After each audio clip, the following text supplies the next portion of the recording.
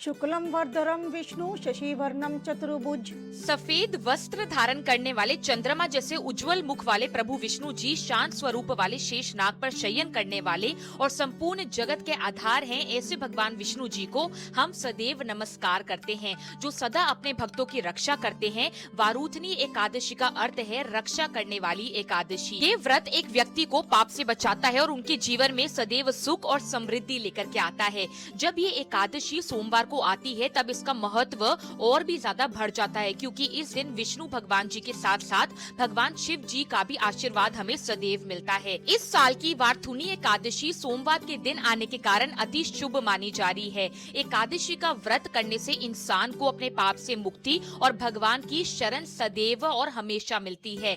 इससे उनके जीवन में हमेशा खुशहाली बनी रहती है। इस वैशाख मास की एकादशी 13 अप्रैल को सुबह 1:16 से लेकर के 14 अप्रैल को 1:08 पर है, इसलिए व्रत 13 तारीख को ही पड़ेगा। पारायण समेत 14 तारीख को 6:54 से लेकर 8:31 पर करना अत्यंत शुभ माना जाएगा। सही समय पर पारायण करने से आपको सदैव शुभ फल मिलता है। हमें कोई भी कार्य राहु काल में करने से सदैव बचना चाहिए, क्योंकि पुराणों में भी यह कहा गया है, लिखा गया है कि इस दिन व्रत करने से राजा मनदाता का जीवन बदल गया था। उन्हें अपना खोया हुआ राज्य वापस मिल गया था। कहा जाता और माना जाता है कि वे बहुत न्यायप्रिय और धर्मात्मा राजा थे। वे अपने प्रजा का बहुत हमेशा ख्याल रखते थे, लेकिन एक समय ऐसा आया जब उनके जीवन में परेशानियां बढ़ने लगी। उनके राज्य में कई समस्याएं आने लगी और वे हमेशा दुखी रहने लगे। उसके बाद से तब उन्हें महान ऋषियों ने कहा कि राजन, आप एकादशी का व्रत करो और विष्णु भगवान जी की पूजा और अर्चना करो, तुम्हारे सदैव कष्ट सारे दूर हो जाएंगे।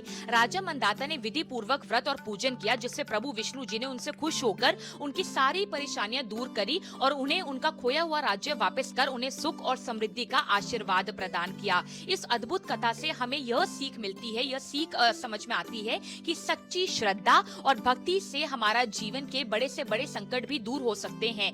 वरुथिनी एकादशी का व्रत करने से भगवान हमारी सारी परेशानियों को दूर कर हमें सदैव सुख प्रदान करते हैं। जो भी भगवान की शरण में जाते हैं, प्रभु उनके भाग्य भी बदल सकते हैं और बदल देते हैं।